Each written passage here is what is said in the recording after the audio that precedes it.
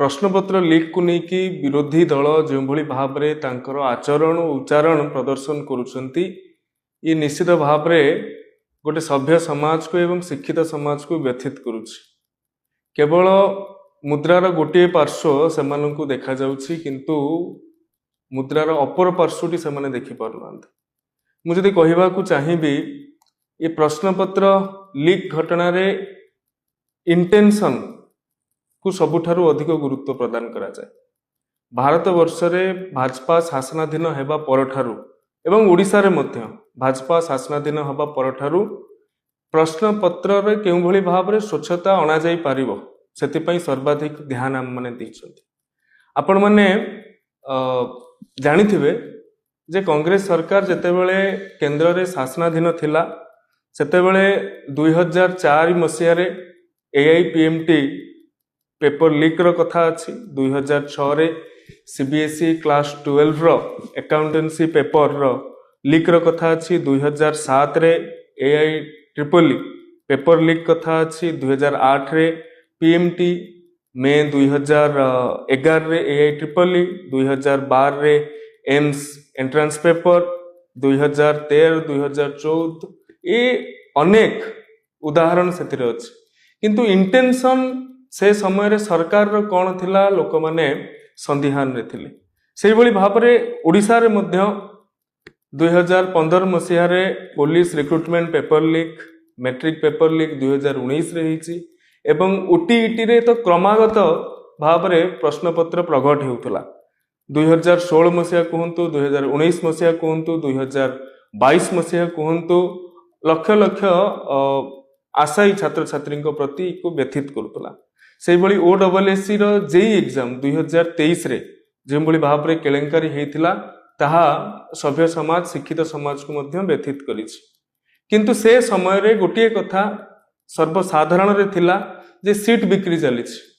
परीक्षा रे पढ़िबा ठारू परीक्षा रे सीट किनिबाटा अधिक योग्यतार मापकाठी बोली साधारण रे चर्चा आलोचना होतला। किंतु वर्तमान समय बदलिछि, शासन व्यवस्था मध्य ओडिशा रे बदलिछि।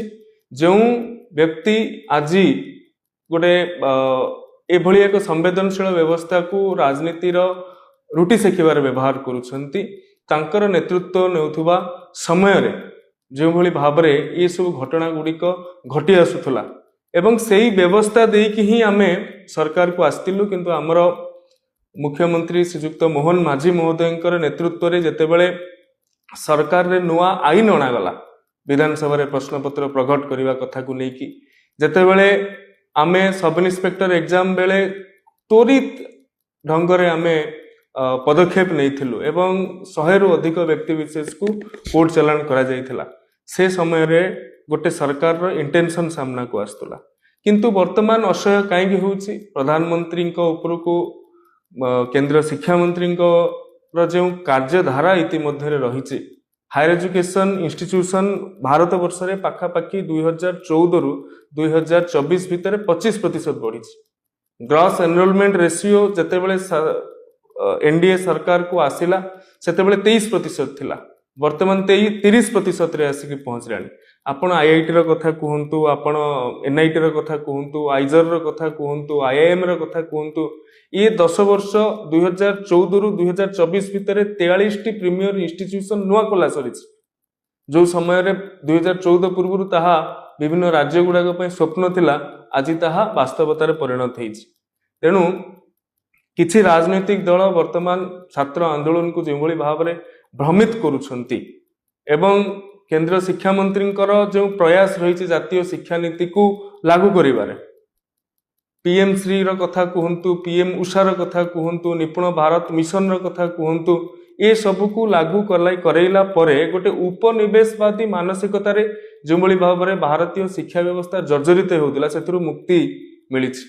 ए आंदोलन को बा ए प्रकार घटना को कौ माने निया दउछंती जो मानकु बाधिछि जातीय शिक्षा नीति 2020 रो अनुपालन ओडिसा रे मध्य होई नथिला।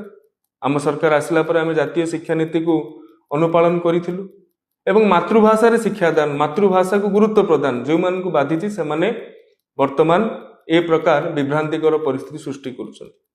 जो मानकु बाधिछि जरूरीकालीन परिस्थितिर कथा पाठ्यपुस्तक स्थानित हवा जो मान को बाझी सर्जिकल स्ट्राइक भारतीय सेनार परम सूर्यर कथा पाठ्यपुस्तक स्थानित हवा एवं जो मान को भी बाधी मुगल साम्राज्यर जो प्रकार कला कारनामा थिला ताहाकू हटेई दबा जो मान को बाधी जे आंचलिक भाषा गुड़िकर गुरुत्व सर्वभारतीय स्तर में बढ़िबा से मान ही एक कथा को विभ्रांति करुचंती किंतु ए विभ्रांति बेसी दिन रो नुहे निश्चित भाव में भारतीय छात्र समाज भारतीय युव समाज सजग हेलानी यार जवाब निश्चित भाव में आगामी दिन में दे पारिबो। नमस्कार।